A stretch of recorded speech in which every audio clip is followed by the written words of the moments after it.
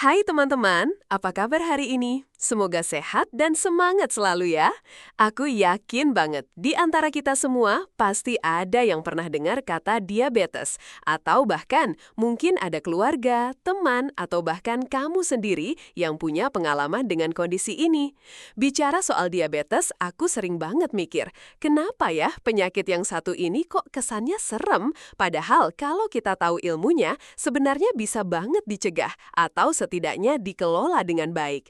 Nah, salah satu masalah besar yang sering aku temukan dan bikin aku gemes itu adalah banyak banget dari kita yang suka nggak ngeh sama tanda-tanda awal diabetes.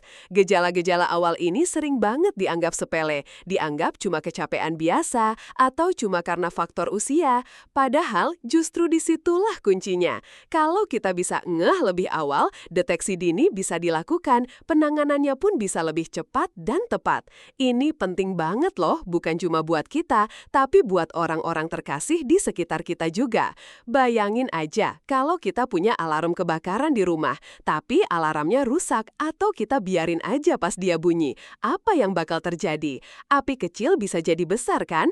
Nah, gejala awal diabetes itu ibarat alarm kebakaran di tubuh kita. Tubuh kita itu canggih banget. Dia selalu kasih sinyal kalau ada yang nggak beres. Tapi kadang kita yang kurang peka atau bahkan sengaja menutup mata. Padahal sinyal-sinyal ini sebenarnya bisa jadi penyelamat kita dari komplikasi serius yang bisa muncul kalau diabetes dibiarkan begitu saja tanpa perhatian. Komplikasi itu loh yang kadang bikin kita ngeri dengarnya. Ada masalah jantung, ginjal, mata, saraf, sampai luka yang susah sembuh. Serem banget kan? Makanya, informasi yang akan kita bahas ini esensial banget buat menjaga kesehatan jangka panjang kita. Ini bukan cuma tentang hidup lebih lama, tapi juga tentang hidup yang berkualitas, bisa tetap aktif, bisa tetap menikmati setiap momen bersama orang-orang yang kita sayang. Jadi, yuk kita sama-sama buka mata dan telinga, pahami baik-baik setiap sinyal yang mungkin dikirim tubuh kita. Anggap aja ini obrolan santai antar sahabat, yang peduli satu sama lain. Aku akan bantu kamu memahami semuanya dengan bahasa yang ringan, ramah, dan pastinya mudah dicerna. Siap? Yuk kita mulai petualangan kita mengenali 10 gejala awal diabetes yang sering banget diabaikan. Fakta ilmiah singkatnya begini ya teman-teman, diabetes itu intinya adalah kondisi di mana tubuh kita kesulitan mengatur kadar gula dalam darah. Gula darah ini penting banget sebagai sumber energi utama buat sel-sel tubuh kita. Nah, yang berperan penting di sini adalah hormon insulin. Insulin ini kayak kunci yang membuka pintu sel-sel kita supaya gula dari darah bisa masuk ke dalam sel dan diubah jadi energi. Kalau insulinnya kurang atau insulinnya ada tapi nggak bisa kerja dengan baik, ini namanya resistensi insulin, otomatis gula akan menumpuk di dalam darah. Gula darah yang tinggi terus-menerus inilah yang jadi biang kerok dari semua masalah dan gejala yang muncul. Penumpukan gula ini lama-kelamaan bisa merusak berbagai organ tubuh kita, mulai dari pembuluh darah, saraf, sampai ginjal dan mata. Makanya penting banget untuk menjaga kadar gula darah tetap stabil. Ini bukan cuma mitos atau omong kosong belaka, tapi memang dasar fisiologis tubuh kita yang bekerja seperti itu. Jadi, kita harus jadi detektif yang cerdas buat tubuh kita sendiri mengenali tanda-tanda awal sebelum masalahnya jadi lebih besar. Sekarang, yuk kita masuk ke solusi dan pemecahan masalah yang sudah kita identifikasi di awal. Masalah utamanya kan kita sering nggak sadar atau mengabaikan gejala awal. Nah, solusinya jelas, kita harus sadar dan bertindak. Sadar itu artinya kita perlu banget tahu gejala-gejala spesifiknya. Bukan cuma tahu sepintas, tapi benar-benar paham bagaimana gejala itu bisa muncul dan kenapa kita nggak boleh menyepelekannya. Setelah sadar, langkah selanjutnya adalah bertindak. Bertindak di sini bukan berarti langsung panik ya, tapi lebih ke arah proaktif. Misalnya, kalau kamu merasa ada 1 atau 2 gejala yang cocok dengan yang akan kita bahas nanti, jangan tunda untuk konsultasi ke dokter. Ceritakan semua keluhanmu secara jujur dan detail. Dokter akan membantu melakukan pemeriksaan yang diperlukan, seperti tes gula darah untuk memastikan apakah kamu memang mengidap diabetes atau tidak. Ingat, deteksi dini itu bukan berarti kita mencari-cari penyakit, tapi justru kita sedang berinvestasi untuk kesehatan masa depan kita. Ini adalah bentuk kasih sayang kita pada diri sendiri. Kita mulai dari gejala yang pertama ya teman-teman. Ini adalah salah satu yang paling sering banget dikeluhkan, yaitu sering merasa haus yang berlebihan atau dalam istilah medis disebut polidipsia. Pernah nggak sih kamu merasa haus banget, padahal baru aja minum banyak? Kayak tenggorokan kering terus-menerus, rasanya nggak cukup minum segelas dua gelas, kayak abis lari maraton padahal cuma rebahan di sofa. Sambil nonton drakor favorit? Atau bahkan, kamu jadi sering banget bolak-balik isi ulang botol minummu sampai teman-temanmu heran, kok minum terus sih? Nah, ini bisa jadi alarm pertama yang perlu kamu perhatikan. Kok bisa ya gula darah tinggi bikin kita haus terus? Begini penjelasannya. Ketika kadar gula dalam darah kita terlalu tinggi, tubuh kita akan berusaha keras untuk membuang kelebihan gula itu. Organ yang paling sibuk bekerja di sini adalah ginjal kita. Ginjal akan menyaring darah dan membuang kelebihan gula melalui urin. Nah, proses pembuangan gula bersama urin ini ternyata juga menarik banyak cairan dari tubuh kita. Ibaratnya, gula itu kayak magnet yang narik air keluar. Akibatnya, tubuh kita jadi kekurangan cairan atau dehidrasi. Nah, rasa haus yang berlebihan ini adalah cara tubuh kita memberi sinyal bahwa ia butuh lebih banyak air untuk menggantikan cairan yang hilang. Jadi, ini bukan cuma lagi pengen minum es atau cuaca lagi panas banget, tapi bisa jadi pertanda adanya ketidakseimbangan di dalam tubuhmu. Banyak orang sering mengabaikan gejala ini loh.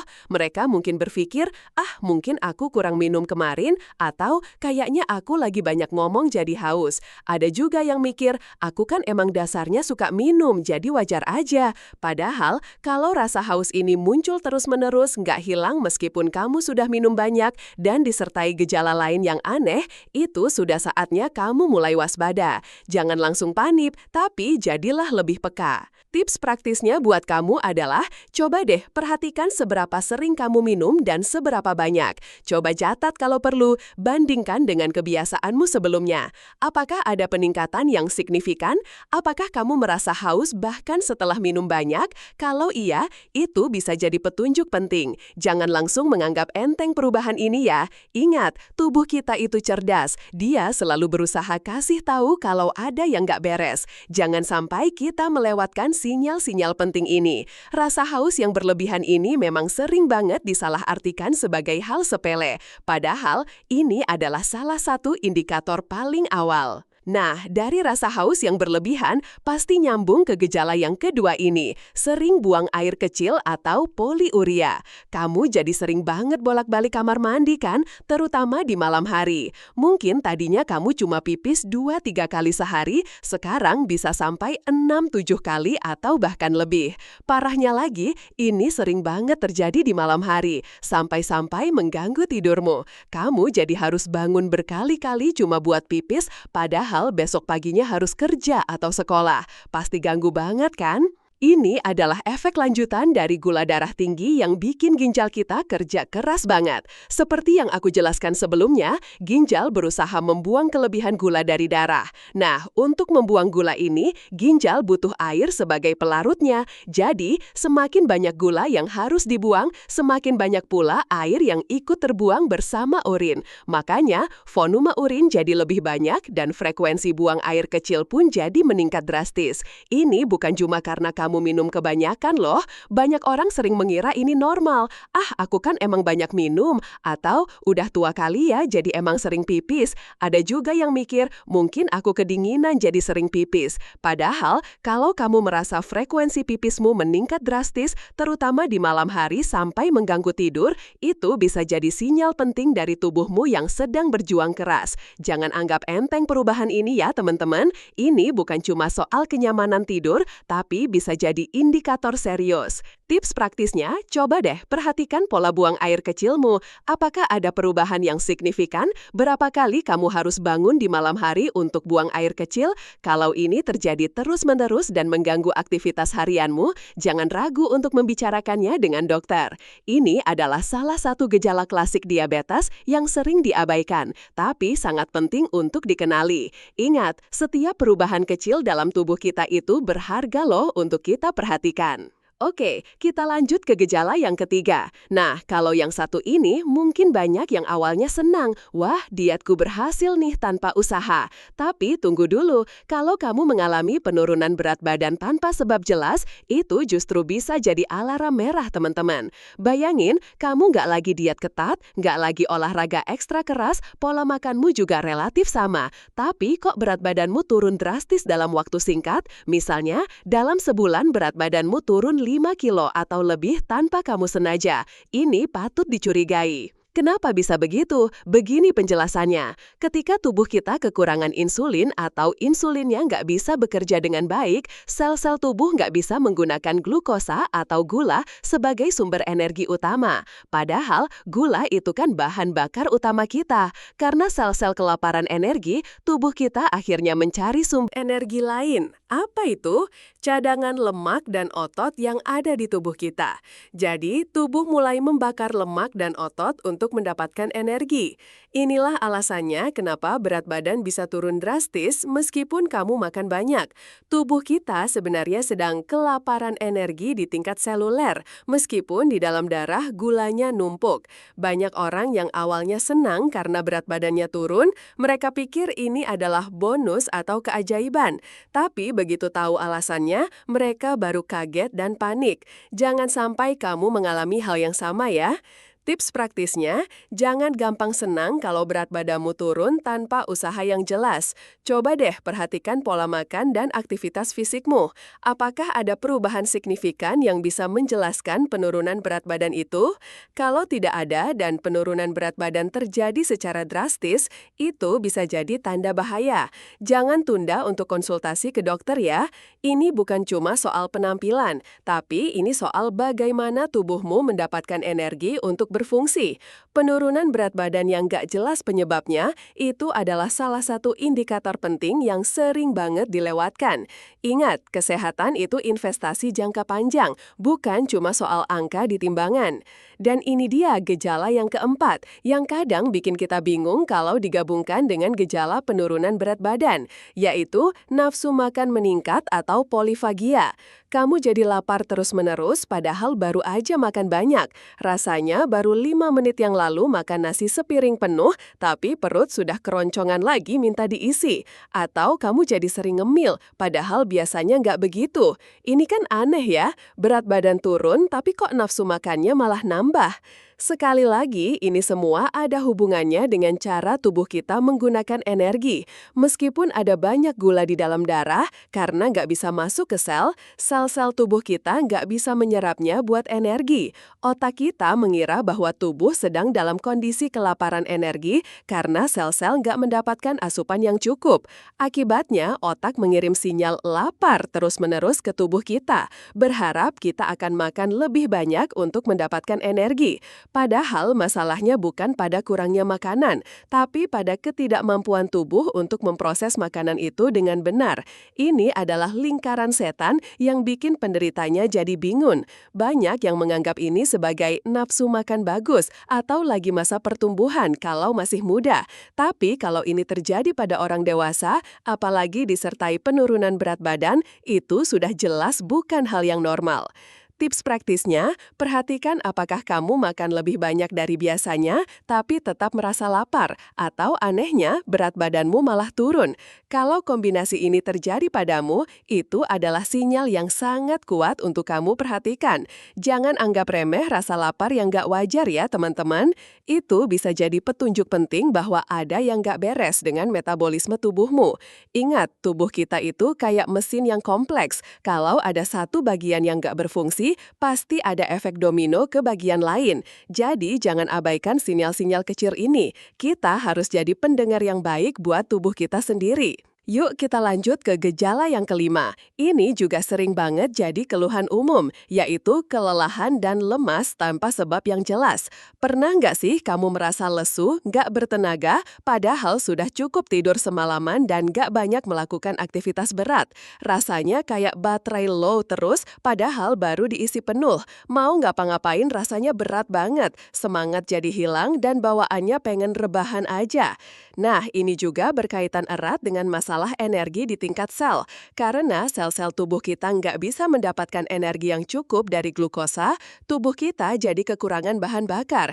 Ibaratnya mobil punya bensin penuh di tangki, tapi bensinnya nggak bisa masuk ke mesin. Akibatnya mesin jadi lemas dan nggak bertenaga. Sama seperti itu, tubuh kita jadi lemas dan cepat capek karena sel-selnya nggak mendapatkan suplai energi yang memadai. Ini bukan cuma karena kurang semangat atau mungkin lagi nggak mood. Banyak orang mengira ini stres, kurang tidur, atau memang lagi nggak mood. Tapi kalau kamu merasa lelah terus-menerus, bahkan setelah istirahat cukup, jangan remehkan. Ini bisa jadi tanda penting bahwa ada yang nggak beres dengan sistem energimu. Tips praktisnya, coba deh evaluasi tingkat energimu. Apakah kamu merasa lelah lebih sering dari biasanya? Apakah kelelahan ini mengganggu aktivitas harianmu? Kalau kamu sudah cukup istirahat tapi tetap merasa lesu, itu bisa jadi petunjuk penting. Jangan cuma diobati dengan minum kopi atau minuman berenergi ya. Itu cuma solusi sementara yang nggak mengatasi akar masalahnya. Ingat, energi itu penting banget buat kita bergerak dan beraktivitas. Kalau energi kita selalu low, bagaimana kita bisa menjalani hari dengan produktif dan bahagia? Jadi, perhatikan baik-baik sinyal kelelahan ini ya, teman-teman. Oke teman-teman, kita sudah bahas 5 gejala awal yang sering banget diabaikan. Aku harap kamu sudah mulai lebih peka ya, tapi tunggu dulu, masih ada 5 gejala lagi yang gak kalah penting untuk kita kenali. Dan yang satu ini sering banget bikin kita mikir, mataku minusnya nambah kali ya, padahal bisa jadi ini alarm yang lebih serius. Gejala keenam adalah penglihatan kabur. Tiba-tiba pandangan jadi agak buram, kayak ada kabut yang menghalangi. Atau kadang jelas, kadang buram, kayak fokus kameramu lagi error. Ini bukan cuma sekali dua kali, tapi sering terjadi dan bikin kamu nggak nyaman saat membaca, melihat layar ponsel, atau bahkan saat berkendara. Kok bisa ya diabetes bikin mata jadi kabur? Begini penjelasannya. Gula darah tinggi yang beredar di dalam tubuh kita itu bisa mempengaruhi berbagai organ, termasuk mata kita. Salah satu efeknya adalah bisa mengubah bentuk lensa mata. Lensa mata kita ini kan fungsinya untuk fokus melihat. Nah, kalau kadar gula darah tinggi, cairan di dalam tubuh kita, termasuk di lensa mata, bisa bergeser. Ini bisa bikin lensa membengkak atau ukurannya berubah, sehingga kemampuan fokusnya jadi terganggu. Akibatnya, pandangan kita jadi kabur. Kaburnya bisa datang dan pergi, tergantung fluktuasi gula darah. Ini bisa bersifat sementara, tapi kalau dibiarkan terus-menerus, kerusakan pada mata bisa jadi permanen loh, seperti retinopati diabetik yang bisa menyebabkan kebutaan. Banyak orang sering mengira ini cuma mata lelah karena terlalu lama di depan layar atau perlu ganti kacamata karena minusnya nambah. Padahal ini bisa jadi sinyal penting dari tubuhmu bahwa ada yang nggak beres dengan kadar gula darahmu.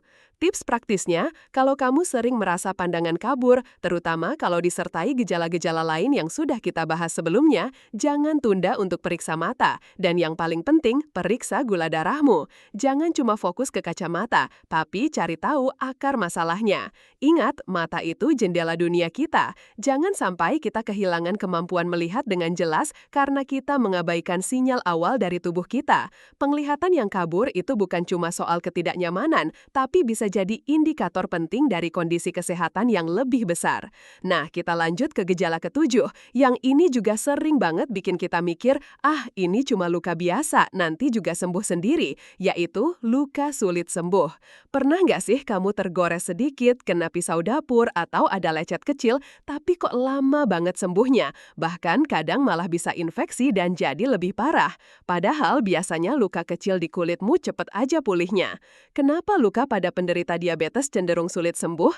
Ada beberapa alasan penting. Pertama, gula darah tinggi itu bisa merusak pembuluh darah kecil yang ada di seluruh tubuh kita, termasuk yang ada di kulit. Pembuluh darah yang rusak ini membuat aliran darah ke area luka jadi terhambat. Padahal darah itu membawa oksigen dan nutrisi yang penting banget buat proses penyembuhan luka. Kedua, gula darah tinggi juga bisa merusak saraf-saraf kita. Ini nanti akan kita bahas lebih lanjut, yang bisa mengurangi sensitivitas panas di area luka. Jadi kadang penderita nggak sadar kalau ada luka atau infeksi. Ketiga, dan ini nggak kalah penting, gula darah tinggi juga bisa melemahkan sistem kekebalan tubuh kita. Sistem imun yang lemah membuat tubuh jadi lebih sulit melawan bakteri atau kuman yang masuk ke luka. Makanya luka jadi gampang infeksi dan susah sembuh. Banyak orang sering mengabaikan ini.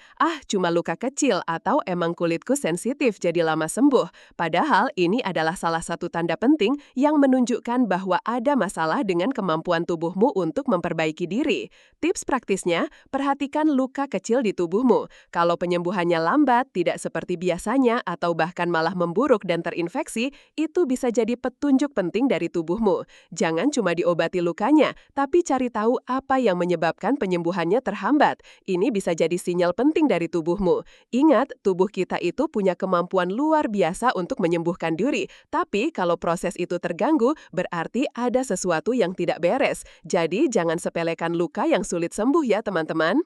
Oke, kita masuk ke gejala yang ke-8. Yang ini juga bikin kita sering bertanya-tanya, kok aku sering banget sakit ya? Yaitu infeksi berulang. Bisa di kulit, saluran kemih, atau infeksi jamur. Kamu sering banget kena infeksi, misalnya infeksi jamur di area sensitif seperti organ intim, atau infeksi saluran kemih yang bikin pipis jadi nyeri dan gak nyaman, atau mungkin infeksi kulit yang gatal dan susah hilang. Ada dua alasan utama kenapa penderita diabetes rentan mengalami infeksi berulang. Pertama, gula darah tinggi itu jadi makanan empuk buat bakteri dan jamur. Bakteri dan jamur itu suka banget sama lingkungan yang manis. Jadi, kalau gula darah kita tinggi, lingkungan di tubuh kita jadi pesta buat mereka berkembang biak. Kedua, seperti yang sudah aku sebutkan sebelumnya, gula darah tinggi bisa melemahkan sistem kekebalan tubuh kita. Sistem imun yang lemah ini membuat tubuh jadi lebih sulit melawan serangan bakteri, virus, atau jamur. Jadi, ibaratnya pertahanan tubuh kita lagi down dan musuh, bakteri atau jamur, jadi gampang banget menyerang dan bikin kita sakit. Banyak orang sering menganggap ini kebersihan kurang atau memang rentan sakit. Padahal, kalau kamu sering mengalami infeksi yang sama berulang-ulang, jangan cuma diobati infeksinya, tapi cari tahu apa penyebab dasarnya. Tips praktisnya kalau kamu sering banget kena infeksi, terutama infeksi jamur atau saluran kemih yang berulang, jangan cuma fokus pada pengobatan gejalanya. Ajak doktermu untuk mencari tahu apakah ada kondisi mendasar yang menyebabkan rentannya tubuhmu terhadap infeksi. Ini bisa jadi petunjuk penting bahwa ada yang nggak beres dengan sistem kekebalan tubuhmu atau kadar gula darahmu. Ingat, infeksi itu bukan cuma bikin nggak nyaman, tapi bisa jadi tanda bahwa ada sesuatu yang perlu diperbaiki di dalam tubuh kita. Jadi jangan abaikan sinyal infeksi berulang ini ya teman-teman. Kita sudah sampai di gejala ke-9 nih, yang ini juga sering banget bikin kita salah paham dan mengira cuma karena salah posisi tidur atau kurang gerak, yaitu mati rasa atau kesemutan di tangan atau kaki. Pernah nggak sih tangan atau kakimu tiba-tiba kesemutan, kayak ada semut jalan-jalan di sana? Atau malah mati rasa, kayak pakai sarung tebal, jadi nggak bisa merasakan sentuhan dengan jelas? Ini bukan cuma sesekali, tapi sering muncul dan bikin kamu nggak nyaman. Kenapa bisa begitu? Gula darah tinggi yang berlangsung lama itu bisa merusak saraf-saraf di tubuh kita. Kondisi ini disebut neuropati diabetik. Saraf itu kan fungsinya untuk mengirimkan sinyal dari otak ke seluruh tubuh, termasuk sinyal rasa dan sentuhan. Nah, kalau sarafnya rusak, sinyal-sinyal ini jadi terganggu. Akibatnya, kita bisa merasakan sensasi kesemutan, mati rasa, rasa terbakar, nyeri, atau bahkan kelemahan otot di area yang terdampak, paling sering di tangan dan kaki. Ini bukan cuma soal ketidaknyamanan, tapi kalau dibiarkan, kerusakan saraf ini bisa jadi permanen dan bahkan bisa berujung pada komplikasi yang lebih serius, seperti luka kaki diabetik yang susah sembuh. Banyak orang sering mengira ini salah posisi tidur, kurang gerak, atau kecapean. Padahal, kalau kamu sering merasakan kesemutan atau mati rasa yang muncul tanpa sebab jelas, itu bisa jadi sinyal penting dari tubuhmu. Tips praktisnya, jangan anggap remeh kesemutan atau mati rasa yang sering muncul tanpa sebab jelas, apalagi kalau sudah sampai mengganggu aktivitasmu. Ini bisa jadi tanda awal kerusakan saraf yang disebabkan oleh gula darah tinggi. Segera konsultasikan ke dokter untuk pemeriksaan lebih lanjut. Ingat, saraf itu penting banget buat kita merasakan dan bergerak. Jangan sampai kita kehilangan kemampuan itu karena kita mengabaikan sinyal-sinyal awal.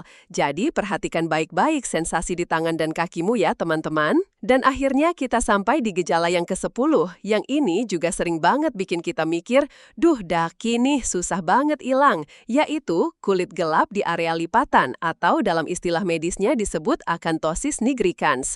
Coba deh cek area leher bagian belakang, ketiak, atau selangkanganmu. Ada bercak gelap, tebal, dan kadang terasa kasar.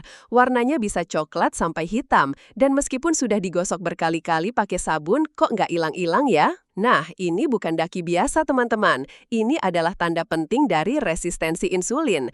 Ingat kan, insulin itu kuncinya?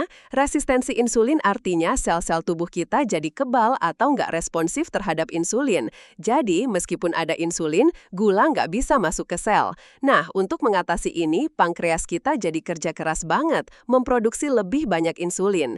Insulin yang berlebihan di dalam darah ini bisa mempengaruhi sel-sel kulit kita, menyebabkan sel kulit di area tertentu jadi tumbuh lebih cepat dan memproduksi pigmen gelap. Makanya muncul bercak gelap, tebal, dan kasar di area lipatan kulit. Ini adalah salah satu tanda visual yang paling jelas dari resistensi insulin, yang merupakan prekursor atau kondisi awal sebelum seseorang benar-benar didiagnosis diabetes tipe 2. Banyak orang sering mengira ini kurang bersih, efek dari gesekan pakaian, atau cuma masalah kulit biasa.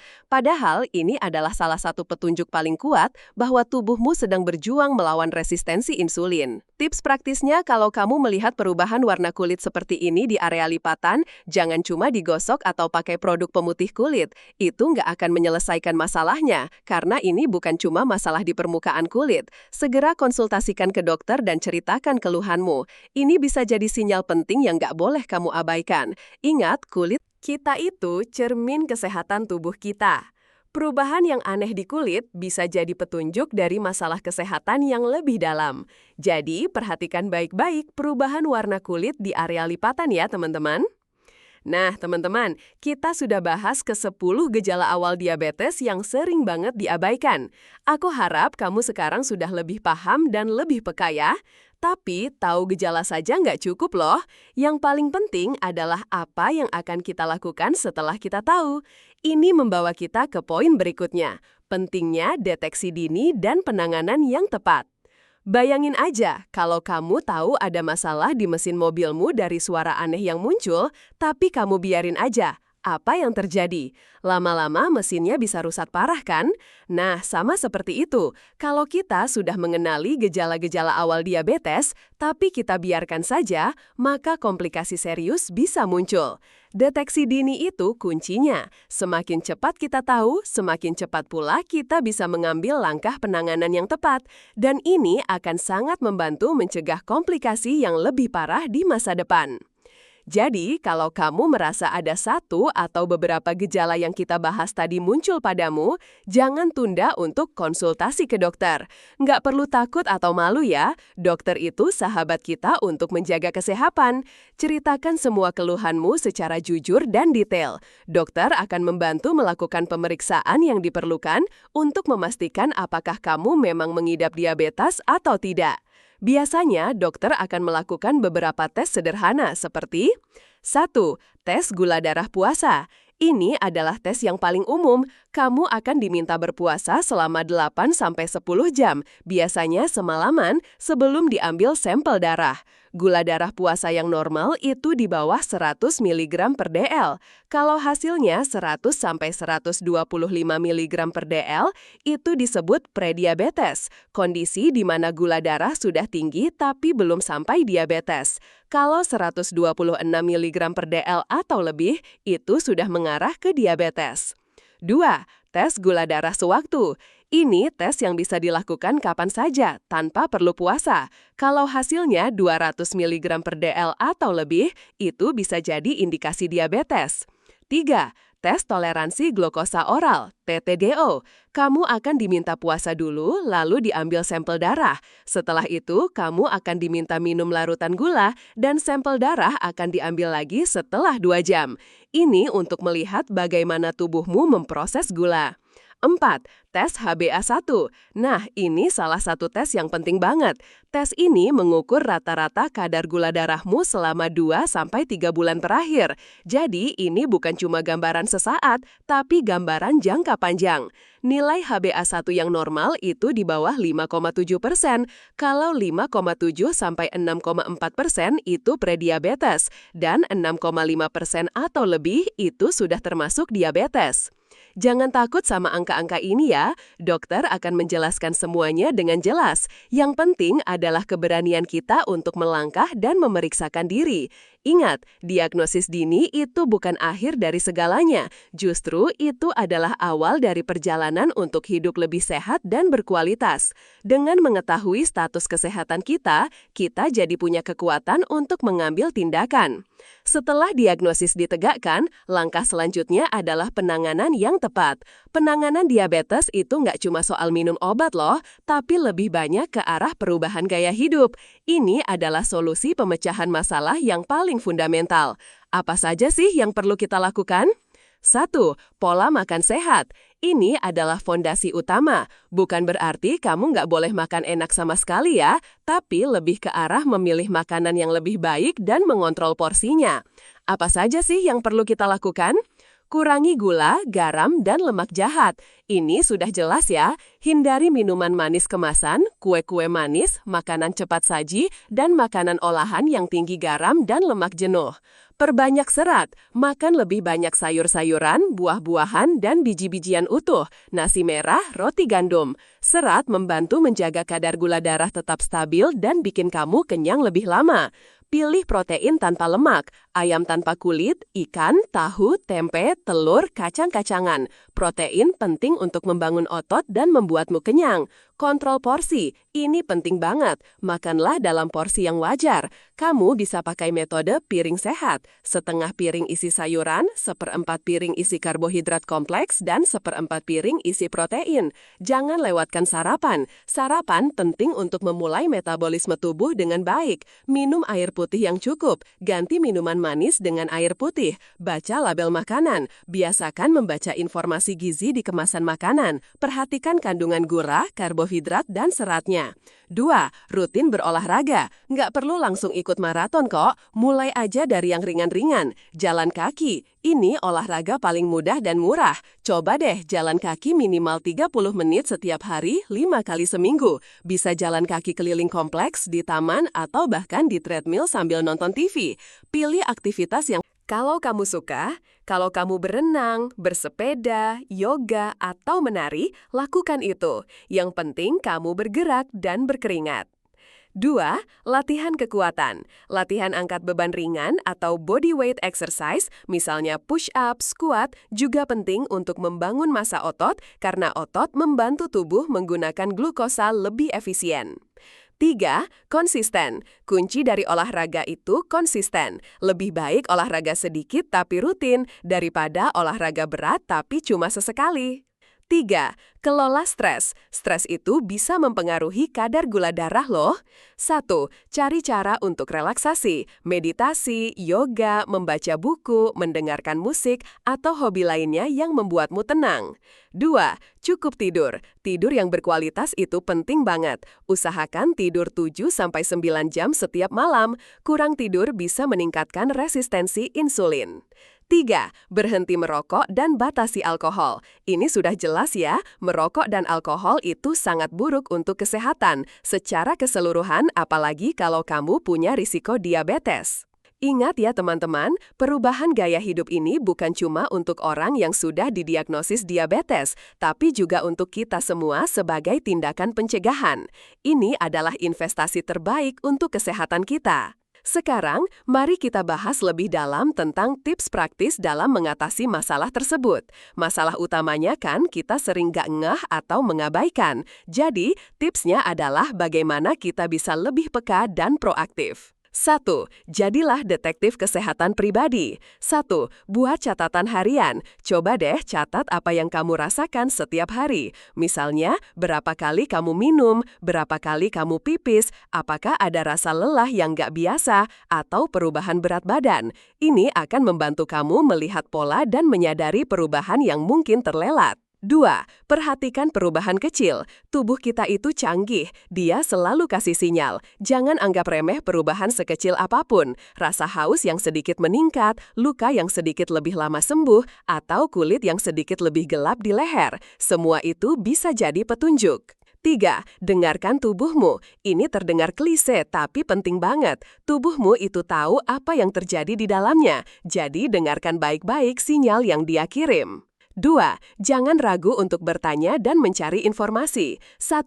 Tanya teman atau keluarga. Kalau kamu punya teman atau keluarga yang punya pengalaman dengan diabetes, jangan malu untuk bertanya. Tapi ingat, informasi yang paling akurat tetap dari tenaga medis. 2. Cari informasi dari sumber terpercaya. Baca buku, artikel kesehatan dari situs web terkemuka, atau tonton video edukasi yang informatif. Semakin banyak kamu tahu, semakin siap kamu menghadapi berbagai kemungkinan. 3. Berani untuk bertindak cepat. 1.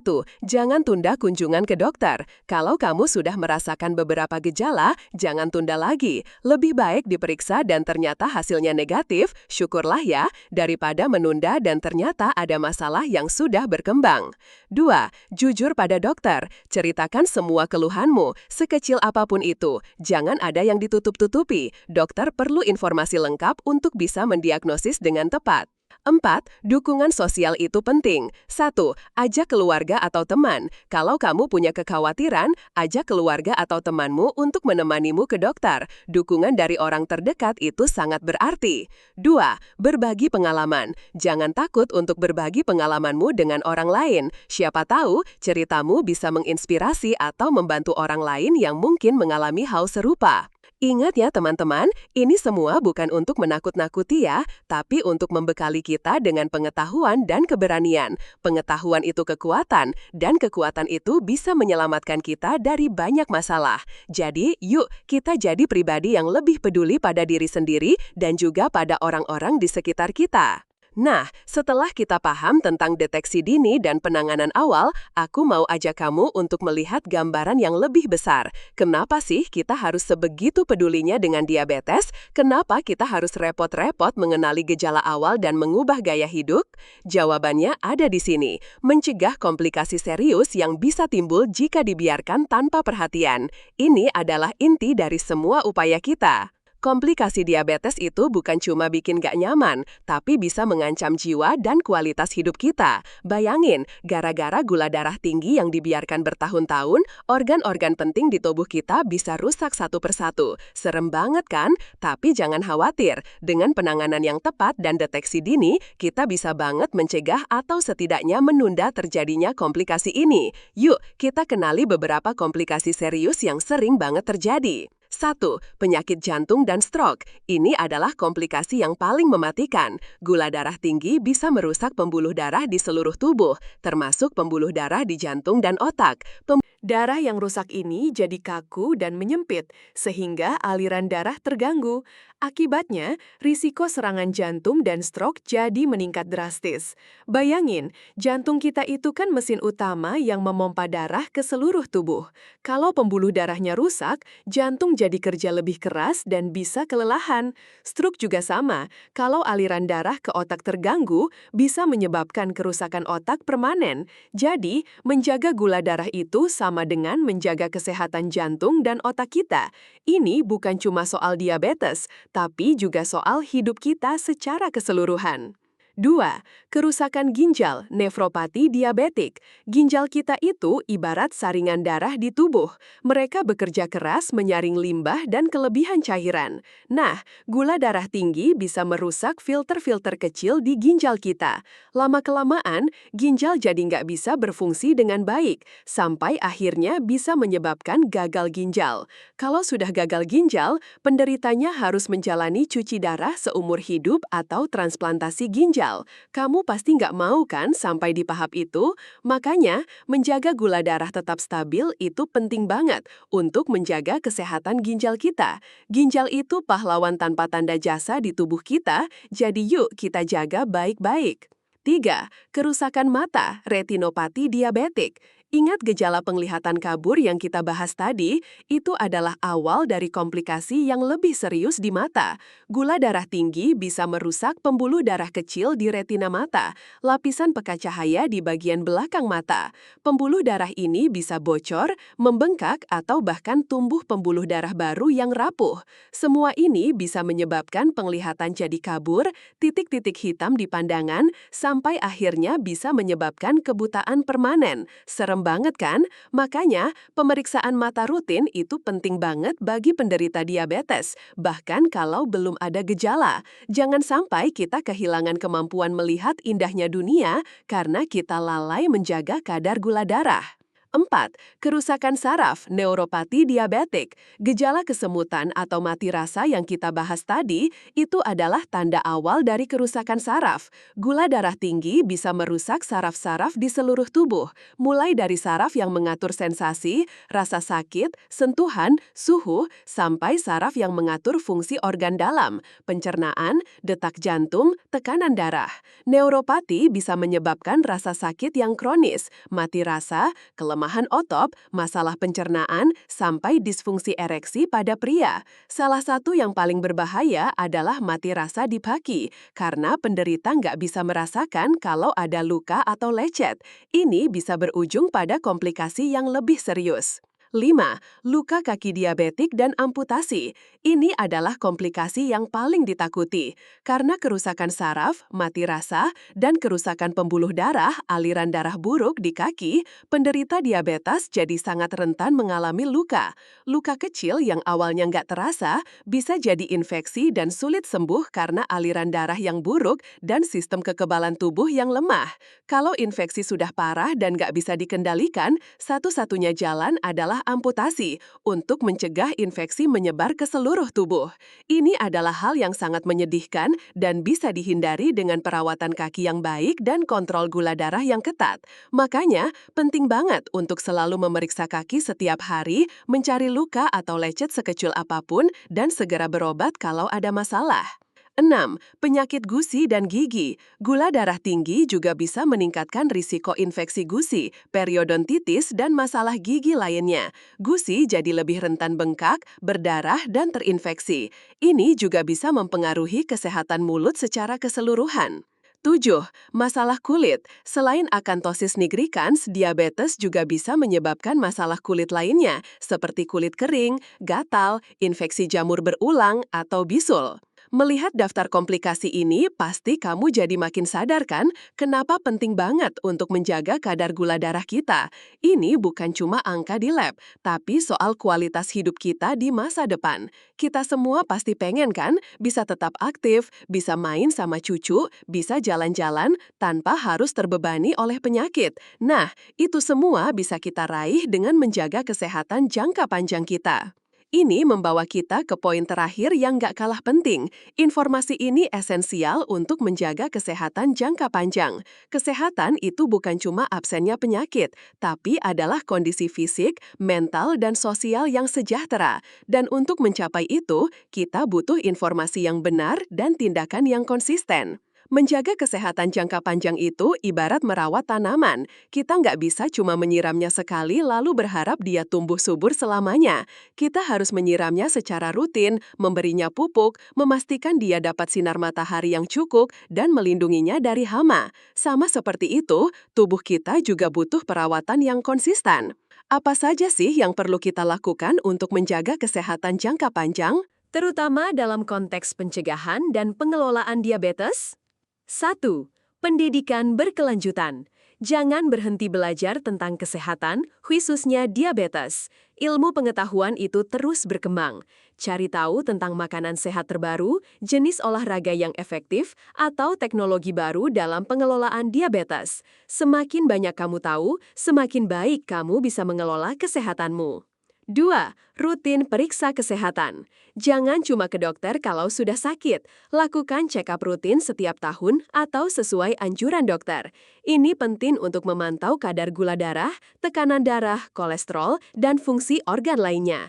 Deteksi dini itu bukan cuma untuk diabetes, tapi untuk semua penyakit. 3. Konsisten dengan gaya hidup sehat. Ini adalah kunci utama. Pola makan sehat, olahraga teratur, tidur cukup, dan manajemen stres itu harus jadi bagian dari gaya hidupmu, bukan cuma saat kamu merasa sakit. Anggap ini sebagai investasi harian untuk masa depanmu. 4. Jaga berat badan ideal. Kelebihan berat badan atau obesitas adalah faktor risiko utama diabetes tipe 2. Menjaga berat badan ideal sangat membantu menjaga sensitivitas insulin dan mencegah komplikasi. 5. Stop kebiasaan buruk. Merokok, minum alkohol berlebihan, dan kurang gerak adalah musuh utama kesehatan. Berhenti atau kurangi kebiasaan ini secara bertahap. 6. Dukungan emosional. Lingkungan yang positif itu penting. Dikelilingi oleh keluarga dan teman yang suportif akan membantumu tetap termotivasi dan mengurangi stres. Kalau kamu merasa butuh dukungan lebih, jangan ragu untuk mencari kelompok dukungan atau konseling. 7. Tetap positif dan bersyukur. Menjaga pikiran positif itu penting untuk kesehatan mental dan fisik. Bersyukur atas setiap hal baik dalam hidup bisa meningkatkan kualitas hidupmu. Jangan biarkan diagnosis diabetes membuatmu putus asa. Anggap ini sebagai tantangan untuk menjadi versi dirimu yang lebih sehat dan kuat. Ingat ya teman-teman, kamu itu berharga. Kesehatanmu itu aset paling berharga yang kamu punya. Jangan sampai kita menyesal di kemudian hari karena kita mengabaikan sinyal-sinyal kecil dari tubuh kita. Setiap langkah kecil yang kamu ambil hari ini untuk kesehatanmu akan memberikan dampak besar di masa depan. Ini bukan cuma untuk dirimu sendiri, tapi juga untuk orang-orang yang kamu sayangi. Mereka pasti ingin melihatmu sehat dan bahagia, kan? Jadi, mari kita mulai dari sekarang. Perhatikan tubuhmu, dengarkan sinyalnya, dan jangan ragu untuk bertindak. Jika kamu merasa ada sesuatu yang tidak beres, segera konsultasikan dengan tenaga medis profesional. Mereka adalah orang yang tepat untuk membimbingmu. Kita semua berhak mendapatkan hidup yang sehat dan berkualitas, dan itu dimulai dari diri kita sendiri, dari kesadaran kita, dan dari tindakan kita. Semoga informasi ini bermanfaat dan bisa jadi pengingat buat kita semua untuk selalu menjaga anugerah kesehatan yang Tuhan berikan. Sampai di sini dulu obrolan kita, teman-teman. Aku harap kamu mendapatkan banyak pencerahan dari diskusi kita hari ini. Jangan lupa untuk terus semangat menjaga kesehatan ya. Like, share, komen pengalaman Anda di kolom komentar di bawah. Mari kita saling mendukung dan belajar bersama. Disclaimer, informasi yang disampaikan dalam narasi ini bersifat edukatif umum dan tidak dimaksudkan sebagai pengganti nasihat medis profesional. Konsultasikan dengan tenaga medis jika memiliki kondisi khusus atau membutuhkan diagnosis dan penanganan medis.